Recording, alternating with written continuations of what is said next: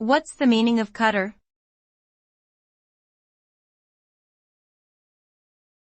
Cutter.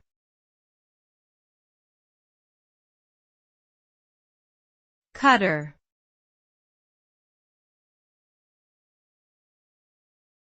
Cutter.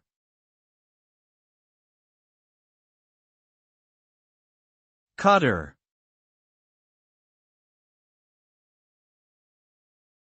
The word cutter has multiple meanings depending on the context it is used in. Generally speaking, a cutter is a tool used for cutting or slicing through materials such as paper, fabric, or food. It can also refer to a person or machine that cuts or shapes objects or materials in a particular way, such as a cookie cutter or a plasma cutter used in industrial settings. In a nautical sense, a cutter is a small, single-masted sailing vessel.